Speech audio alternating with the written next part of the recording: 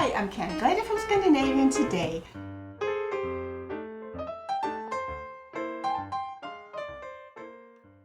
We have all the ingredients for my giraffe bread, or in Danish it's called Giraffe Bread. It's I think it's going to be fun making it. Here I have about 3 cups of flour, 1 cup of milk, 1 extra large egg. I have 2 tablespoons of olive oil. I have half a teaspoon of salt and 8 cups of sugar. And then I'm going to use a package of dry yeast. Also, after I mix the ingredients, I'm going to add the following: 1/4 cup of cocoa powder and 2 tablespoons of milk to 2/3 of the dough. So let's start mixing the ingredients for my giraffe bread. So I heated up the milk to about the degree of 110 Fahrenheit. I add the yeast and let it rise in here. I'm going to leave it for about 5-10 minutes before I mix it with the rest of it.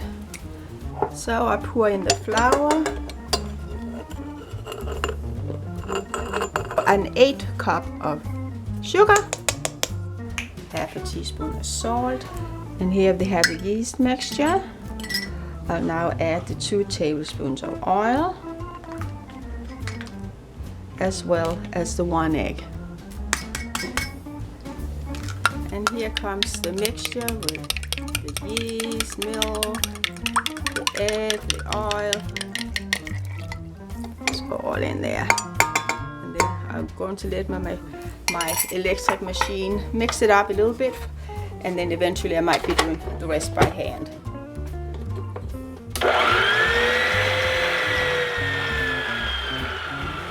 And of course my machine did a good job mixing it all up, but I finished it by hand. And it's almost finished now. And 2/3 of the dough you're going to mix with the cocoa powder. And I put it in the machine to mix it up a little bit, and then afterwards I will knead it by hand. Putting it in my mixer. And then I'm going to mix it with the 2 tablespoons of milk and the cocoa powder. And I'll let my machine mix it up a little bit for me.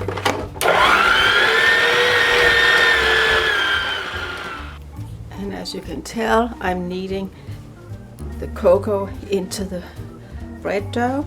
And of course you can always add a little extra cocoa if you find it's not dark enough. And now I punched down the dough, and I'm now cutting it into 4 pieces. And let's see, now we need 2 kind of smaller pieces and 2 larger pieces of the dough. Okay. And of course you can weigh it, so if you want to make sure that the pieces are exactly the same size, or you can just eyeball it. And I think this should be fine now, like this. Okay. And the white dough I'm also dividing up into 4 pieces, 2 smaller pieces and 2 larger pieces.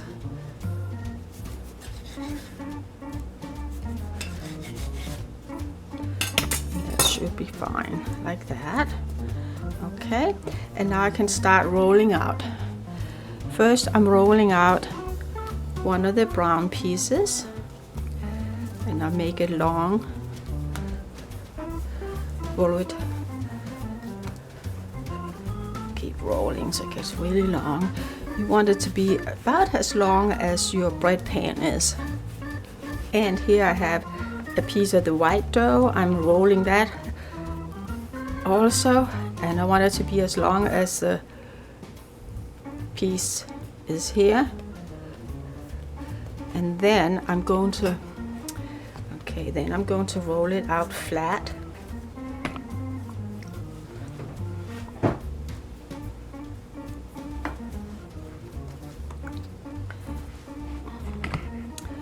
Okay, then I'm going to roll it out till it gets flat. And I can put the brown piece inside, and then I fold the white dough around it.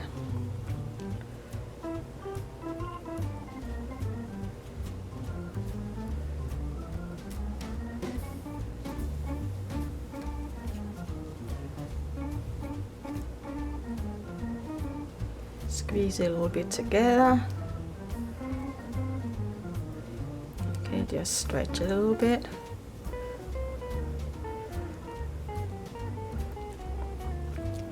And then roll it. And I go on to the next piece.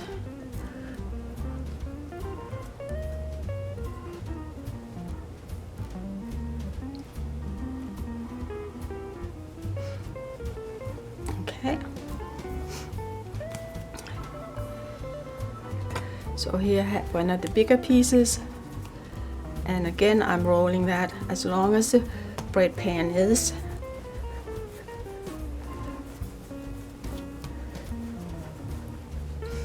And see here, we have it, so that's right. Okay, and then I take one of the bigger pieces of the white bread and I roll that. Let that get long, just as long as the brown piece. And then I roll it flat.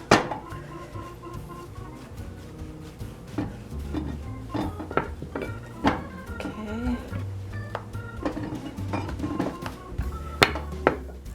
And then I put in the black piece and squeeze the white dough around it. And you cover it up completely, squeeze the white dough together so we don't see any of the brown dough. Also the end pieces here, you want to make sure it's all covered up. And just stretch the white dough a little bit. Fine. And there we have it all covered up. Alright, so this is what I do with all pieces. And then I put them in the bread pan one by one.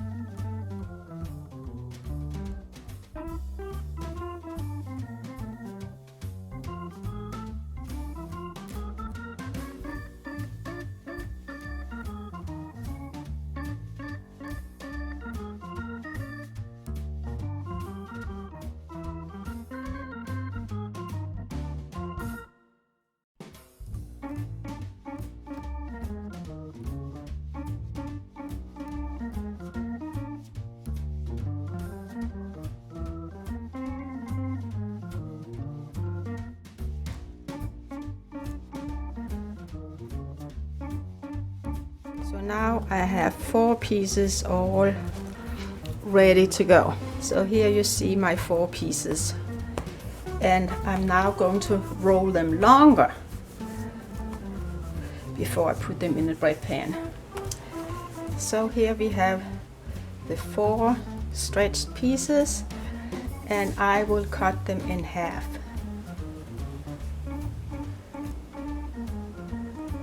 Okay.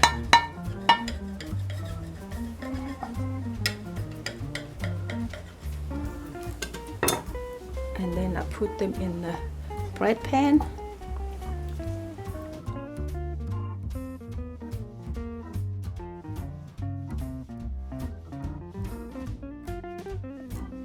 Here's the last piece.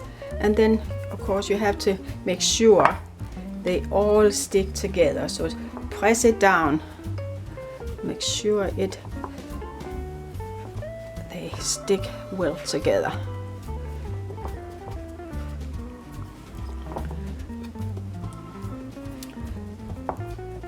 And I buttered the pan, of course. You can spray pan it. You can spray it with oil, or I used butter in this case. So here it is, and then I'm going to cover it up with a cloth and let it rise till it's about double in size, and then I can bake it. So here we cover. The giraffe bread has been left alone for about an hour, and it has risen to almost double this in size. I brush it with a little bit of melted butter, and now I'm going to stick it in the oven. I have the oven set at 375, and I'll leave it in there for about half an hour. And I took my giraffe bread out of the oven, and I'm now brushing it with some melted butter, and I'm going to leave it in the pan for another 5 to 10 minutes. So here we go. Here it comes out of the form, and we have a nice big bread. And of course now it's time to slice it. And here you see the beautiful pattern. I think it looks so good. It smells good too. So I slice a couple of pieces, and of course this tastes good with honey, jam, cheese. The cocoa doesn't dominate that much, but I like it for breakfast, and I'm sure you will also like it. I think it's absolutely gorgeous. So I'm now ready to taste my giraffe bread, and I like to have a little butter on it. It's actually not very sweet, so of course if you like it sweet, just add some more sugar.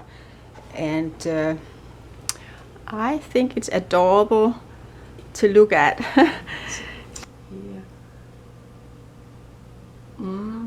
It's good. It's almost a shame to eat it because I think it's so pretty. But anyway, it tastes good with just plain butter or any kind of topping basically. Hopefully you'll also enjoy it. Please subscribe to our channel, and thank you so much for watching. Skål, and I'll see you another day.